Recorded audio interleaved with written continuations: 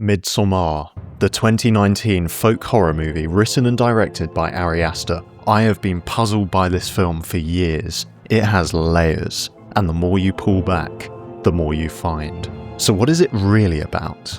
Well, I think I finally have something approaching an answer. We're going to explore the mythology of the Hårga commune and see how Dani's dream sequence unlocks the meaning of the entire film. So without further ado, let us confront the real horror of Midsommar. This remote commune is called the Hårga, and it is situated in the Hälsingland region of Sweden. It was invented for the film, but writer-director Ari Aster drew heavily upon Scandinavian folklore. The theology of the Hårga isn't entirely clear, but we can note a few things. They seek to live in harmony with the natural world. They refer to the sun, the driver of the seasons, as their father, a deity of reciprocity. On this, the day of our deity of reciprocity, we gather to give special thanks to our treasured son. The community makes offerings, including human sacrifices, in return for the continual provision of the sun. As they say, it's a relationship of reciprocity. As an offering to our father, we will today surrender 9 human lives. As Hårga takes, so Hårga also gives. So they live out a kind of nature-based pantheism. It has connections to Norse mythology, which makes sense given the location. When one of the elders is asked about the garment he is wearing, he explains that it is a tribute to Ymir, a Norse giant. I love what you're wearing. My frock? Uh-huh. Yeah, quite girly. Huh? We do this as a tribute in respect of Ymir and because of the nature's hermaphroditic qualities. Yeah. So they're trying to convey a sense of the masculine and the feminine coexisting as one. And all cosmologies around the world and down through history grapple with this to some degree. They're all about the union of heaven and earth. Heaven is typically described in masculine terms. Even in Midsommar, the sun up above is referred to as father, and earth is typically described in feminine terms, mother nature, etc. And you see something a bit like this on page 1 of the Bible. In the beginning, God created the heavens and the earth. Heavens is a masculine word in the Hebrew. Earth is a feminine word. And the question is, from the outset, how will these two get together? How will heaven and earth unite? On what basis? And that's what so many cosmologies are about. It's kind of an inescapable principle. Because this union of heaven and earth that we're all longing for in various ways isn't just about physical locations. It's actually about a coming together of meaning itself and matter itself. So in a given worldview, heaven is the principle up above which organizes the matter down below. And a great symbol of this is actually depicted in the film, the maypole. Its name derives from the Swedish word Maja, which means to decorate with greenery. And it's no accident that the woman who seduces Christian in the film is also called Maja. So what happens with the maypole? Well, people dance around it. Notice this aerial shot. 3 concentric rings of dancers revolving around the maypole. The maypole represents heaven, meaning, the organizing principle, and the dancers represent earth, matter. And as they revolve around this heavenly uniting principle, they're depicting the changing of the seasons, the dance of creation. So it's not that heaven is by nature good and earth is by nature bad. No, the union between heaven and earth is how reality works. It's inescapable, as I say. But what can happen is that the entire hierarchy of heaven and earth can be corrupted and perverted. Just because people can unite around a particular principle doesn't necessarily mean that that principle is good. And that's what we see in Midsommar. A commune that is very much united around some particular principles. It is an attempt to unite heaven and earth, but it's not a good one. On the subject of the maypole, the name of this commune, the Hårga, is taken from a 1785 Swedish folktale about a devilish fiddler who lures some youngsters to a mountain to dance until they die of exhaustion. And that myth is what is being acted out in Midsommar by the women dancing around the maypole. Det var här, för länge sedan, som den mörke lurade ut Hårga från dem i gräset och förförde dem till dans. Och när de väl hade börjat dansa så kunde de inte sluta, utan de dansade sig till döds. Men nu, i livsbejakande trots mot en mörke, så dansar vi tills vi stupar. Och hon, som står ensam kvar, kommer att krönas för sin uthållighet. Dani is the last one standing, hence why she is crowned as the May Queen. So Dani, this figure from beyond the commune, she comes in and she is enfolded in this dance around the maypole, this dance of the seasons, and she rises to the top and is crowned, enthroned. She gains something, but does she also lose herself in the process? We'll see. In terms of a religious text, the Hårga has an ever-evolving document called the Ruby Rada. Each runic letter stands for one of the 16 effects, which are graded from most holy to most unholy. This one, for example, is about grief. You can see at the end, however, we have blank pages. This is because the Ruby Rada is a work forever in progress. We have many hundreds of these. And the oracle who is working on this particular iteration is a man called Reuben. The disabled. Since birth, he draws and we, the elders, interpret. Reuben is unclouded by normal cognition. It makes him open for the source. Now, generally, this community respects the incest taboo. Well, the bloodlines are very well preserved, so the elders must approve mates. Cousins can sometimes mate, but we do respect the incest taboo, so we often need to invite outside people. But an exception is made for the oracle of the Ruby Rada, who is always a deliberate product of inbreeding. All of our oracles are deliberate products of inbreeding. So the commune has principles which govern the birth, life, and death of its members.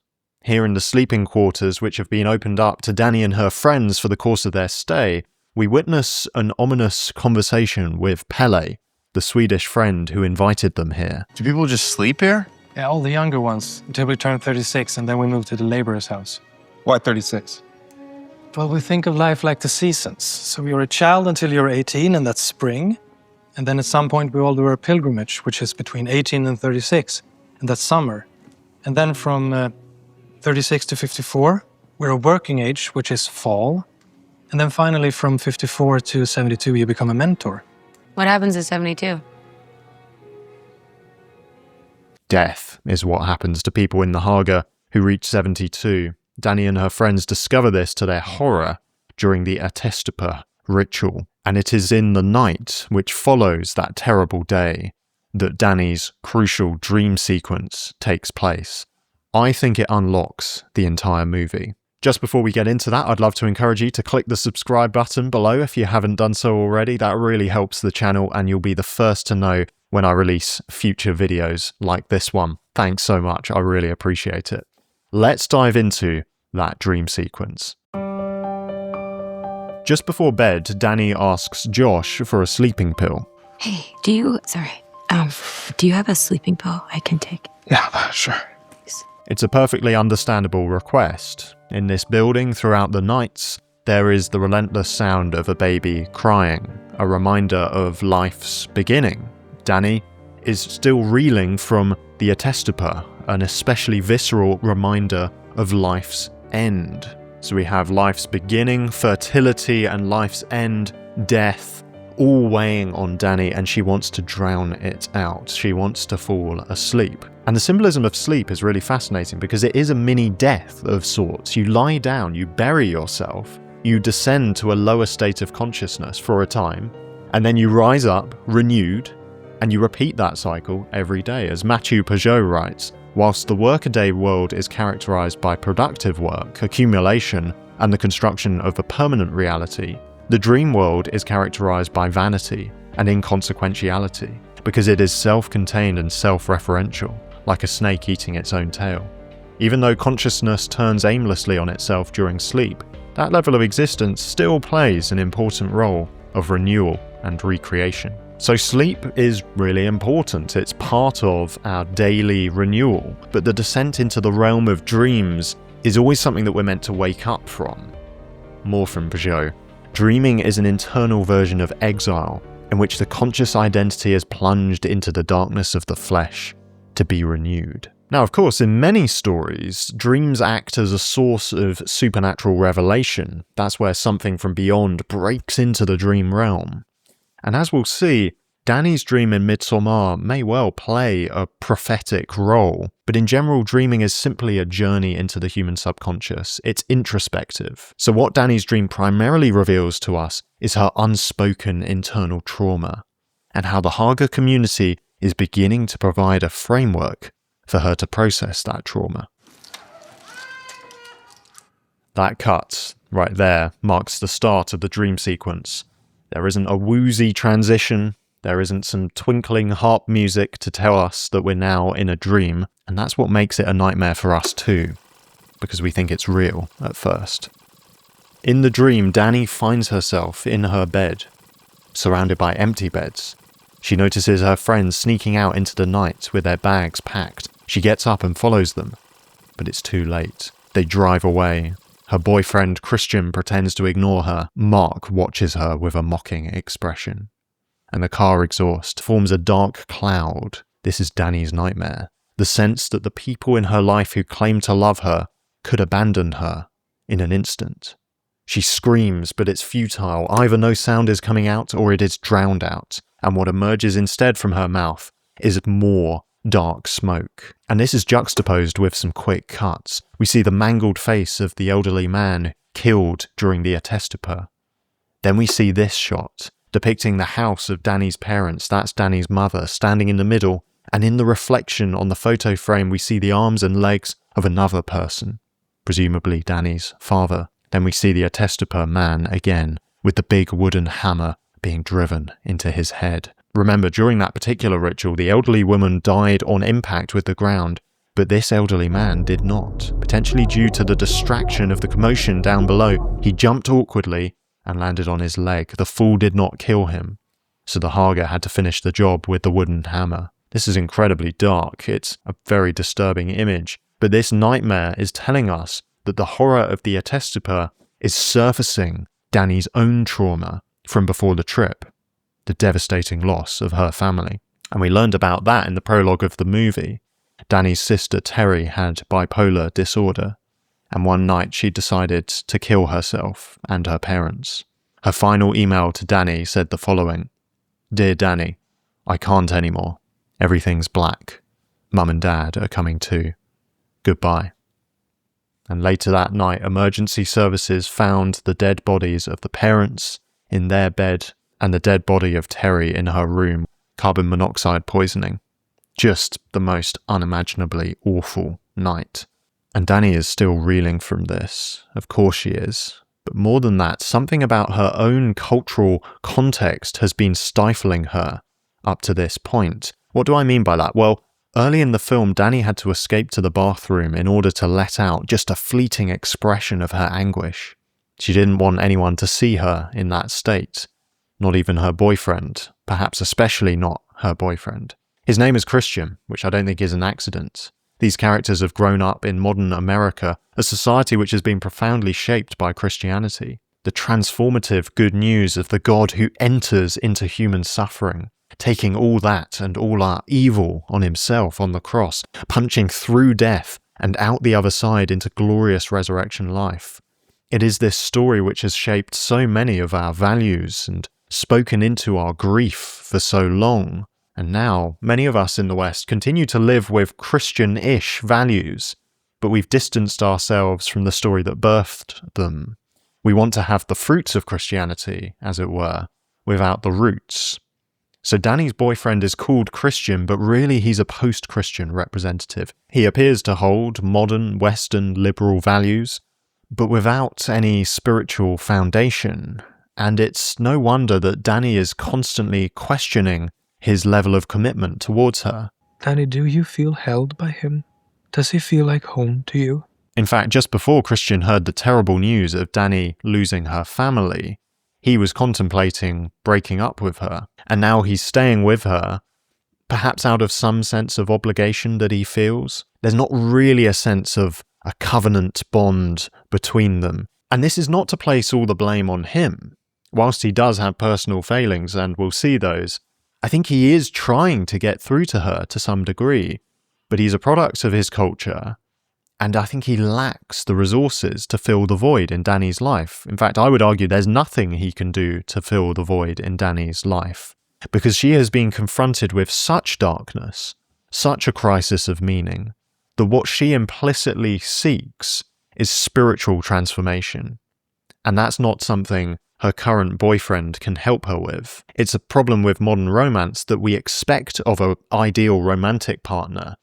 Things that were once only expected of God. You know, we say things like, "You complete me." And that puts a level of expectation on romantic relationships that they were never designed to satisfy. So Dani's boyfriend isn't the answer, and he was never meant to be. He feels dissatisfied because he's torn between wondering whether Dani might be the one, but also wanting to play the field and keep his options open. It's a mess. What Dani longs for is a sense of ultimate meaning and a sense of truly belonging to a family. The Hårga commune offers both of those, and I think that's how it ultimately wins Dani over. Back to the dream, remember we see the wooden hammer smashing into the head of the elderly man.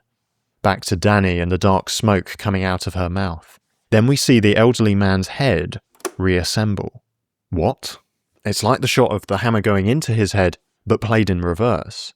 Then there's a match cut to Dani's dead mother, lying in bed, open-mouthed. Then we see the site of the Aletheia, with Dani's dead sister sitting in the middle, the hosepipe running into her mouth. Here's what I think is going on.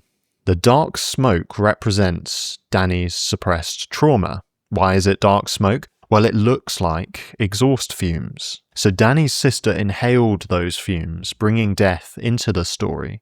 And that tragedy forms a deep and unspeakable trauma within Dani, represented by those same fumes. And now, in this dream, it begins to bubble out of her. And though it looks terrifying, it's actually a picture of the catharsis she longs for. She's been bottling up this pain for so long, and the only people who are giving her permission to truly express it are the people of the Hårga. So this shot of Dani exhaling the fumes is like a reversed version of this shot, showing her sister Terry inhaling the fumes. Dani's life lies in pieces, rather like the head of the elderly man, but we see a shot of it reassembling. Can Dani's pain be reversed? Can she rebuild? Can she be part of a meaningful family once again? This final shot of Dani's sister placed in the site of the Aletheia solidifies that link. First, it's showing us again how the suicide ritual of the Hårga is resurfacing the trauma that Dani feels about her sister's suicide. The present suicide reminds her of the past suicide. That's kind of obvious. But I think it's doing more than that. Ari Aster is a master of weaving together images, and I think what he's doing here is showing us the terrifying potential of the Hårga commune, though it seems macabre and disturbing, to offer something of the catharsis that Dani so desperately seeks. We then cut away from the dream. We see Dani asleep, surrounded by her friends. We hear the baby crying, that reminder of new life, and then Maya, a member of the Hårga, places a love rune under Christian's bed. So Dani's dream, as she is plunged down into the mini-death of sleep, her dream is about death, and a new day is about fertility. And that's the heartbeat of the Hårga commune: fertility and death, fertility and death, fertility and death. There are two buildings in the commune which seem to function as temples. These are the most sacred places. One is the building in which the drugged Christian impregnates Maya. This is a temple of fertility. And then there's the yellow building in which Christian is offered as one of the 9 human sacrifices in order to purge the commune of evil. This is a temple of death, and it's a pyramid. Pyramids have really important symbolism because they are depictions of the cosmic mountain, you know, Earth being gathered together up to one point, the heavenly principle that unites and organizes everything down below. So the highest organizing principles, in a sense, for the Hårga community are fertility and death, and that's why there's a temple for fertility and a temple for death. And standing at the door on both occasions is a kind of high priest figure, with his face veiled. Renar vi oss från våra mest oheliga affekter. Vi förvisar dig till det djupa mörker där du kan begrunda vad ont. And what happens to Dani during those two rituals, that ritual of sex followed by that ritual of death? Well, the act of fertility becomes the tipping point which unleashes her grief. When she sees Christian having sex with another woman, this act of betrayal and abandonment, deep guttural groans begin to emerge from within her, and the Hårga women around her mimic those groans. This scene is intercut with Christian and Maya, who are also surrounded by women, who mimic Maya's groans.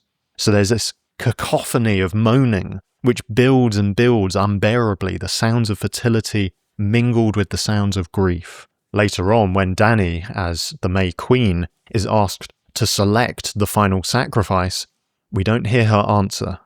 We don't need to hear it. Because we then see Christian being placed inside the bear costume and offered in the fire as one of those 9 human sacrifices. Dani chose him as the 9th. If Christian's act of sexual betrayal unleashes Dani's grief, what happens when he is burned in that fire? Well, as Dani watches, she finally experiences a kind of catharsis. She smiles. Is this a good thing? No, it's utterly horrific. People have been murdered. But my friend Nick put it very well when he said that this moment is both the best and worst moment of Dani's life. It's the first time in the film that anyone seems to actually get through to Dani. And it's ambiguous, you know, the drugs are having an effect and she's been caught up in this ritual and she's quite confused.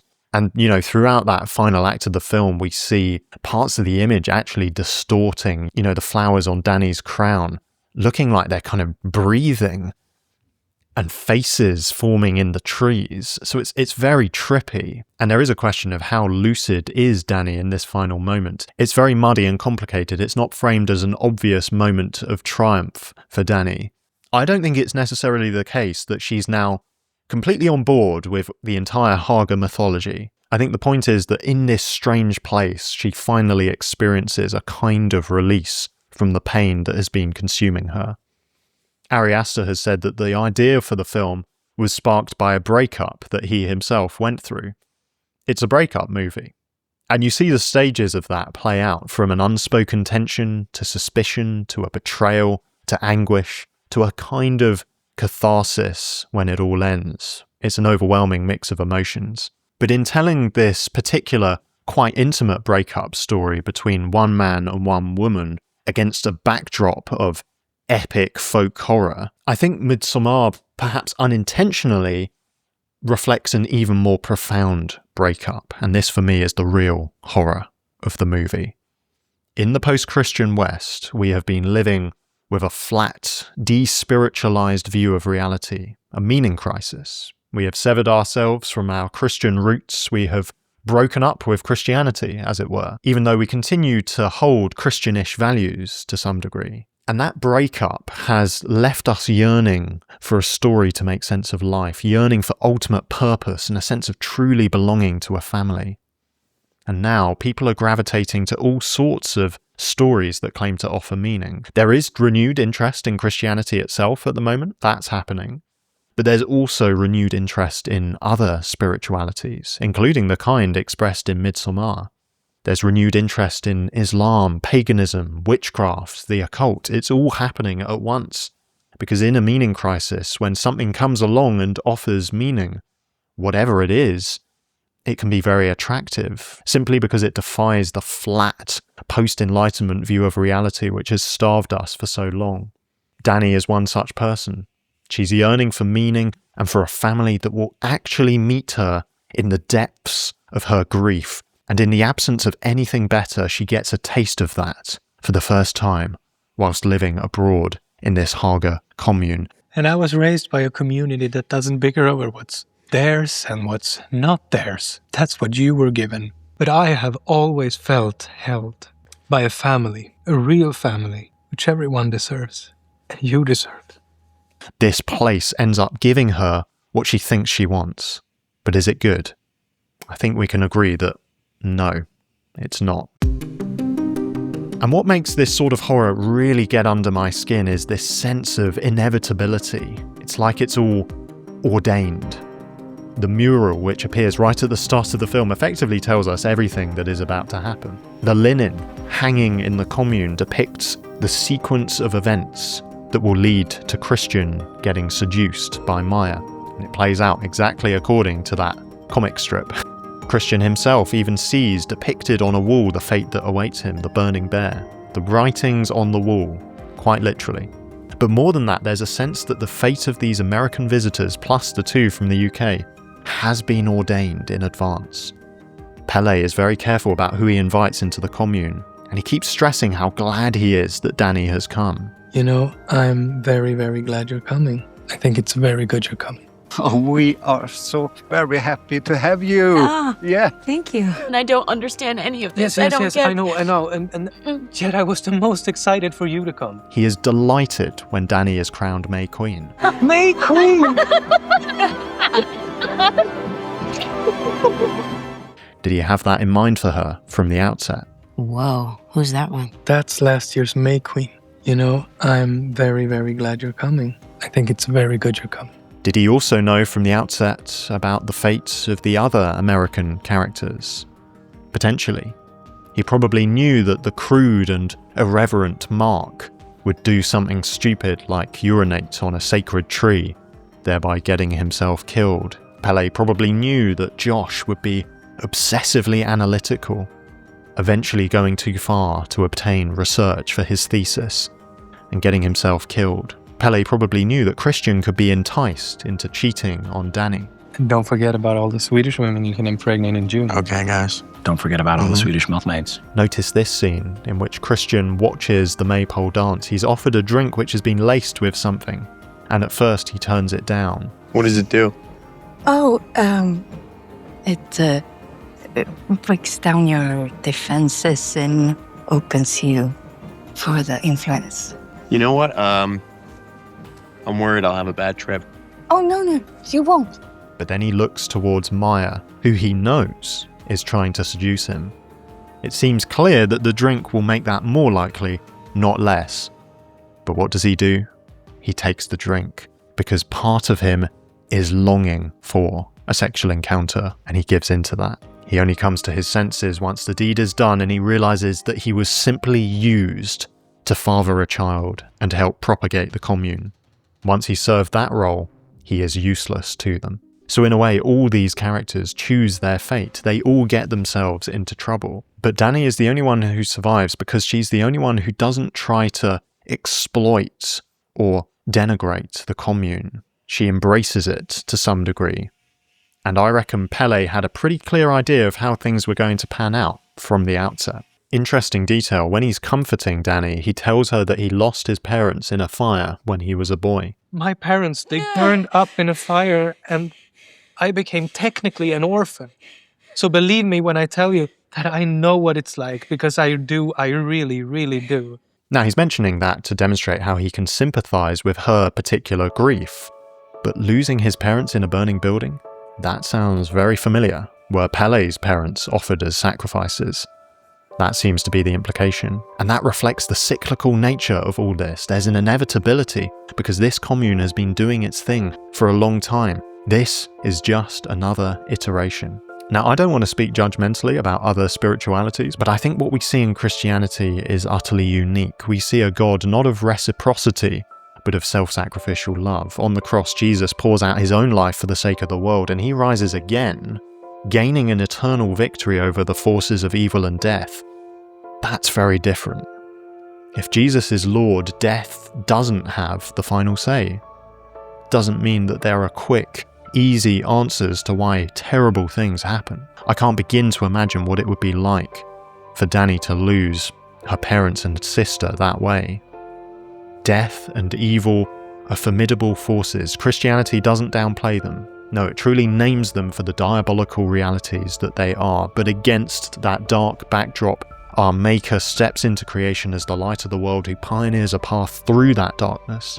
And so if there is ultimate meaning to be found, maybe it's him. If there is genuine family to be part of, maybe it's in him. And that's why Midsommar is ultimately a tragedy.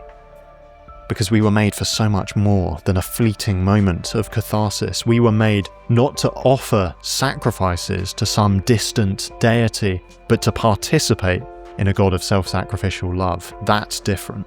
Now, I don't know what you make of that, but I find it fascinating to consider how this film, made in a post-Christian context, depicting a pagan community, how it potentially subverts and distorts Christian ideas, and in doing so, how it perhaps unintentionally points to the goodness of Christianity in the face of these alternatives. My name's Thomas Thorogood. I get into the deeper meaning of movies, and I have been wanting to cover Midsommar for a while. It's one of my favourite films. It's a beautifully told descent into darkness, which takes place largely in broad daylight. Extraordinary. Do subscribe if you'd like to stay in the loop with my videos. Thanks so much for watching, and I will see you soon.